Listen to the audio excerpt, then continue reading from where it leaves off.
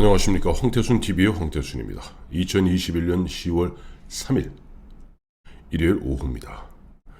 지금 시간이 5시니까 잠시 후 6시면 민주당 2차 이런 슈퍼이기죠. 슈퍼이. 그래서 40몇만 명, 투표를 얼마나 했는지 모르겠습니다만은 그 결과 발표됩니다. 아마 현재 분위기로 보았을 때는 민주당에서 라이언 일병 구하기, 이재명 구하기, 이른바 대깨문들이 극도로 결집하고 있으니까 아마 이재명이 손쉽게 과반을 갖다가 넘으면서 사실상 다음 주 일요일에 있을 10월 10일에 있을 민주당 후보 경선을 사실상 확정 지을 겁니다. 그런 가운데 오늘 유동규 옛날 성남도시개발공사 관리본부장, 사장 직무대리, 경기관광공사 사장, 화천대유의 핵 실무 책임자, 오늘 구속영장 심사에서 오늘 저녁 밤늦게 구속 여부가 결정될 겁니다. 그런 가운데 지금 이재명 씨는 유동규 측근이 아니다, 그런 측근이라면 우리 측근이 미어 터진다 라고 했다가, 또 그러나 만약 유동규가 문제가 있다면 관리 책임이 있는 거 아니겠는가 라고 했다가, 또 어제 그제는 내가 성남 시민들에게 돈을 만들어드리기 위해서 마귀의 기술과 돈을 빌려서 또 마귀의 몫을 분배하는 그런 민관 공동개발, 즉 마귀와 거래했다라고 했다가 좌충우돌입니다.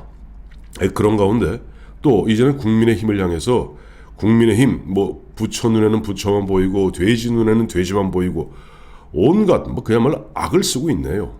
보니까 이재명 씨 스스로도 절체절명의 위기감을 느낀 것 같습니다. 기억하시겠습니다만 그러니까 9월 14일이죠. 9월 14일 그때 이재명 씨 자기 자신이 긴급 기자회견 자청에서 했던 이야기가 대장동 설계의 설계자는 나다라고 얘기했는데 계속 번지면서 그야말로 자기 목을 향해서 3억 5천 넣어갖고 일단 거기서 분배 수익만 4,040억, 거기에다가 또 전체 15개 분양 구간 중에서 5개 구간을 갖다가 화천대유가 독점하다시피 해서 독점해서 거기서 또 남긴 돈이 수천억. 그거 외에 또 계속 나오는 얘기가 어마어마합니다. 그야말로 윤석열 전 총장 이야기한 대로 권력 사유함은 이런 꼴이 생깁니다. 알량한 성남시장이라는 그 권력 갖고 사유화하여 이권 카르텔, 이른바 이재명 씨가 이야기하는 토건 세력들로 하여금 이렇게 1조 원 가까운 돈을 불리도록 하고 1조 원 가까운 돈을 갖다가 자시면서 혹시 모를 그러저러한 부분에 미리 방어선을 치는 측면에서 곽상도 전 의원의, 곽상도 아직은 의원이죠, 곽상도 의원 아들 50억, 또 박영수 특검 같은 경우는 연 2억 연봉 받으면서 그 화천대유 고문 변호사였다는 거 아니에요? 특검 되기 전에. 그 딸, 또 박영수 특검의 인척이라고 그러는데 그 인척이 어떤 인척인지 모르겠습니다만 그 인척이 분양 대행을 갖다가 그 전체 대장동 그 전체를 갖다가 흔한 얘기로 다 분양 대행을 했다는 겁니다. 수백억 남겨 먹었던 거죠. 또 유동규는 밑도 끝도 없이 화천대유로부터 700억을 갖다가 달라고 얘기했다는 그런 정황들까지 나오고 있습니다. 그런 것들 김만배는 자기 화천대유에서 473억을 갖다 받아서 그 중에 100억을 갖다 앞서 말씀드렸던 박영수 특검의 인척에게 빌려주었다는 겁니다. 주었는지 빌려주었는지. 원래 그런 거 걸리면 다 빌려줬다고 그러거든요. 근데 이렇게 복잡한데 우리 애청자 여러분도 다 짐작하시겠습니다만은 문제는, 이 문제의 발단은 그와 같은 바로 이재명 씨가 마귀와 거래했다는 부분들, 즉 토건 세력들의 이권 카르텔을 위해서 그들이 이권 카르텔로 마구잡이로 국민을 약탈할 수 있게끔, 국민 세금을 약탈할 수 있게끔, 그다음에 땅 원주인들을 갖다 후려칠 수 있게끔 민관 공동개발, 그러니까 민영개발과 공영개발을 합친 이상한 설계를 했던, 여기에서 문제가 됐던 것이고, 그것을 갖고 실무적으로 그걸 만들어냈던 것은 이른바 장비라고 일컬었던, 이른바 이재명 밑에 측근이 3명 있답니다. 하나 보여드릴게요. 그 중에 유동규 씨는 장비라고 부릅니다.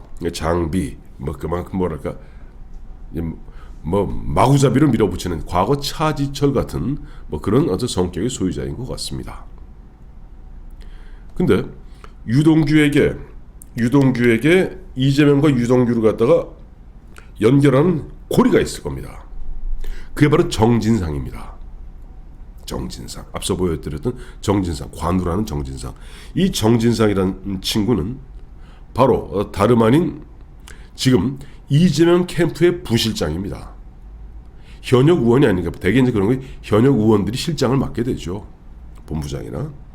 캠프 부실장으로 실제 이재명 씨가 만에 하나라도 대통령이 된다면 청와대 국정상황실장을 떼어놓은 당상이라고 일컬어주는 정진상은 이재명의 정말 측근 중에 측근입니다.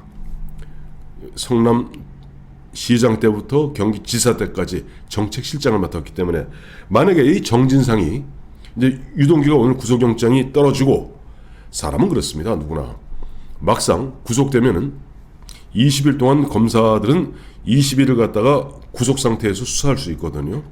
굉장히 고통스럽다고 합니다. 예를 들면 서울구치소나 이런 구치소에 가다 놓고 아침에 꽁꽁꽁 묶어서, 일단 구치소에 나올 때 꽁꽁 묶습니다. 그래서 호송차에 타고 와서 검사실로 옵니다. 검사실에 요만한 조그만 쪽방에다가 앉혀놓습니다. 꽁꽁 묶은 상태로서. 그리고 시간을 끕니다. 검사들이 고도의 심리전을 펼치죠. 그래서 애가 진이 빠지고 막 불안할 그 무렵에 슬쩍 불러서 한두 마디 물어보고 또 점심 먹입니다. 그리고 거의 밤 12시 다 되도록 그런 식으로 일주일 심리전을 펼칩니다. 20일 동안. 그쯤 되면 유동규 씨, 오늘 이제 관건은 그 유동규에게 영장이 떨어지느냐 마느냐가 관건이라고 봐요. 유동규가 어느 순간에 한 열흘쯤 지나면 그 다음부터 공포에 질리기 시작합니다. 제가 어제 말씀드렸던, 지금부터는 이른바 죄수의 딜레마에 빠지게 됩니다. 아니, 이 검찰이 정진상, 왜? 정진상은 사실상 비서실장 격이었기 때문에, 정책실장으로서 이재명의 명을 갖다가 출납하여 직접 유동규에게, 야, 시장님의 뜻이 이렇다 라고, 성남시장 당시니까 전달할 수 있는 핵심 중에 핵심입니다. 그러면 어느 순간 되면 유동규는 내가 살기 위해서라도 진실을 고백하게 됩니다. 그 무렵 되면 정진상 검찰에 끌려 나오겠죠. 그때 되면 과연 이재명 씨 뭐라고 얘기할지 전 궁금합니다. 정진상 내 측근 아니다. 아니, 성남시장 경기지사로 있을 때 공무원들이 다 내 측근이라면 측근이 미어 터질 것이다. 이렇게도 얘기할까요? 정말 궁금하기 짝이 없습니다. 그러나 지금 검사들, 현재 보면 이번에 특별수사팀에 15명의 검사, 그러면 15명의 검사와 그렇다면 대략 40명 가까운 수사관이 좀 투입되어 있습니다. 그 검사와 수사관 중에는 일부는 이재명 편이거나 또 문재인 편이거나 할 수 있겠습니다만은 다는 아니겠죠. 과연 이 15명 검사들의 입을 갖다가 한 줄로 쫙 맞출 수 있을까요? 검사 중 한 사람이, 지금 검사들이, 대한민국 가장 똑똑하다는 대한민국 검사들이 유동규하고 정진상 그 사이를 모를까요? 저는 정진상 이름이 곧 나올 거라고 봅니다. 정진상 이름이 곧 나오고 정진상이 어느 순간 검찰에 의해서 긴급 체포되고, 그 다음에 정진상이 갖고 있던 스마트폰이 압수되고, 정진상이 드디어는 저쪽 법원에 가서 구속 심사를 받는 순간, 또 정진상이 구속되는 순간 저는 이재명은 끝이라고 봅니다. 그 다음부터는 어떻게 지금 유동규야 뭐 별 되지 않는 이야기로 이렇게 저렇게 이야기하고 있습니다만은 과연 정진상, 그것도 캠프 부실장이란 말이에요. 대선 캠프에 가능할까요? 자, 아마 지금 이재명 씨 계산은 빤합니다. 이재명 씨 계산은 지금 온갖 억지를 부리고 흔한 얘기로 뭐 땡깡을 놓고 그래서라도 후보가 되면 감히 집권 여당의 대통령 후보를 검찰이 손댈 수 있겠는가? 그리고 대한민국 검찰, 최근에 보니까 굉장히 기가 빠진 검찰이 과연 정진상인들 제대로 수사할 수 있겠는가? 유동균들 제대로 수사할 수 있겠는가? 유야무야 해주겠지. 그리고 그것이 안 된다면 나는 문재인 대통령을 윽박지를 것이다. 문재인 대통령한테 공갈 칠 것이다. 그래서 문재인 대통령으로 하여금 검찰 수사를 갖다 못하게, 마치 1997년 김대중 대통령 후보 670억 비자금 사건 나오자 DJ 쪽에서 당시 김광일, 김영삼 대통령 정치특보를 통해서 공갈 쳤죠. 수사해라. 수사하면 바로 그날로 대통령직 사퇴하고 바로 광주로 내려간다. 광주로 내려갔을 때 유혈 사태 벌어지면 그 모든 책임은 김영삼 대통령 당신 것이다 라고 공갈 친 거 사실 알만한 사람은 다 압니다.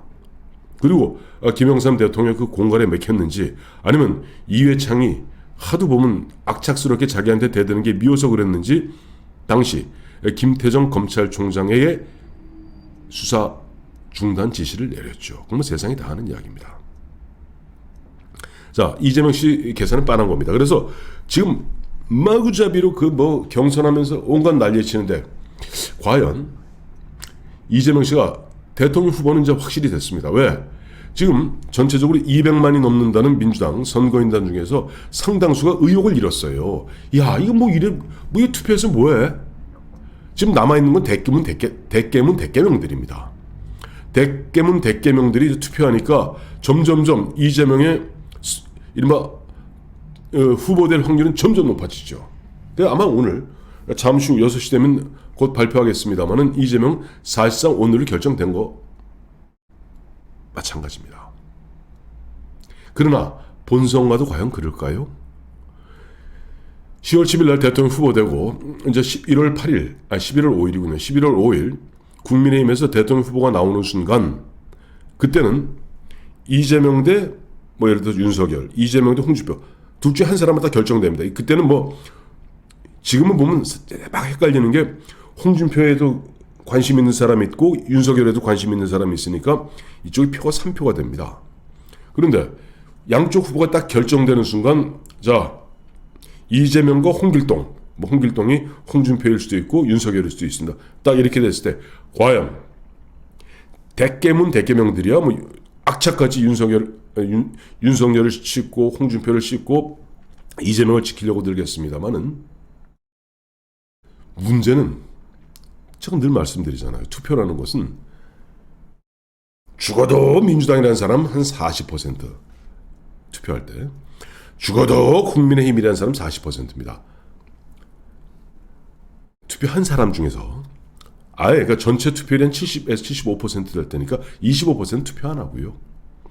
투표한 사람 중에 40은 죽어도 민주당, 40은 죽어도 국민의힘입니다. 나머지 20 이게 스윙 보터일 수도 있고 이게 흔히 이야기하는 중도층, 중간층 이것으로 어떻게 확장해 가느냐의 문제인 것입니다. 과연 이 중도층, 중간층 이른바 스윙 보터들의 특징은 굉장히 냉철하다는 겁니다.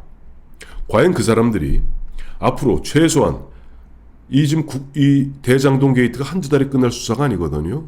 연말 잘하면 내년 연초까지 갑니다.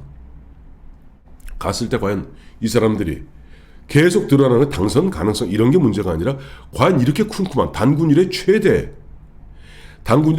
이런 토건 세력들의 한탕 봉이 김선달식 한탕 해먹기를 그 설계를 만든 그 똥간을 만든, 그리고 자기 입으로 내가 그 똥통을 만들었다고 이야기하는 이재명, 거기에 유동규 구속되고 말에 정진상까지 구속된다면 민주당은 어마어마한 딜레마에 빠질 겁니다. 문제는 과연 검찰의 의지입니다. 검찰이 앞서 말씀드린 대로 이재명 막 집권 여당의 대통령 후보로 검찰을 윽박지르려 들 것이고, 문재인으로 하여금 나를 갖다 보호하라라고 문재인에게 공갈 협박을 할 겁니다. 그때 과연 검찰이 어떠한 스탠스, 어떠한 자세를 취할까? 거기에 박범계는 뺍시다. 김호수 검찰총장이나 검찰 이 특별수사팀이 거기에 말랑말랑해질 것인가? 아니면 이번에야말로 검찰이 자기의 존재의 의미를 존재의 의미를 확인시킬 수 있다는 절호의 기회를 알고 그야말로 지휘 고하를 막론하고 사정 보지 않고 들이칠까? 만약 후자의 경우라면은 검찰이 지휘 고하를 막론하고 막 그야말로 진실을 파헤치기 위해서 마구 수사를 갖다가 강력하게 드라이브를 걸 때 저는 민주당에서 어마어마한 일이 벌어진다고 봅니다. 이재명 중간에 대통령 후보 사퇴할 수 있습니다. 그럴 경우는 대통령 후보를 다시 뽑아야 돼요. 저는 그와 같은 일이 벌어질 수 있는 결정적 계기는 오늘 유동규에게 구속영장이 떨어지느냐, 그리고 유동규를 향후 20일 동안 검찰에서 조사, 구속 수사하면서 그 다음에 이제 구속 기소하겠죠. 수사하고 이제 그냥 기소하는 거거든요. 20일이 수사기간입니다. 그 20일 구속 수사하는 가운데 과연 정말 유동규와 이재명을 연결하는 그 연결고리 정진상을 낚아챌 수 있는가? 이것만 낚아채면 이재명, 정진상, 유동규, 그 다음에 김만배 쫙, 그 다음에 박영수 쫙, 그 다음에 미국으로 도망간 남욱, 정영학 변호사, 회계사, 이건 다 보면 다 밑에 벌떼같이 달라들어서 뜯어먹었던 놈들이고, 실제 그와 같은 판을 만들고 그와 같은 판을 만들어서 성남시에겐 요만큼, 그 다음에 민간업자들에겐 이만큼 이문이 돌아갈 수 있게끔 설계하라고 실무자들이 그렇게 반대했음에도 불구하고 유동규가 그렇게 큰 소리 치면서 팀까지 바꿔가면서 밀어붙일 수 있었던 힘의 배경이 과연 이재명 시장과 정진상 실장에 있는 것인지를 파헤치는 것이 화천대유 대장동 게이트 이 전체 깃털이 아니라 몸통을 찾는 바로 본질의 길이죠. 자, 문제는 오늘 유동규 영장 떨어지느냐, 정진상 파헤치느냐, 그 다음에 정진상까지 낚아챘을 때 이재명은 거의 발광하듯이 문재인과 검찰을 향해서 윽박지르고 협박할 텐데 거기에 대해서 검찰이 어떠한 자세를 취하느냐, 이것이 바로 대한민국이 사느냐 죽느냐 양 기로에 서 있는, 그러다 보니까 나오는 말이 바로 검찰이 바로 서야 나라가 바로 선다는 말이 지금도 유효하다는 것입니다. 고맙습니다.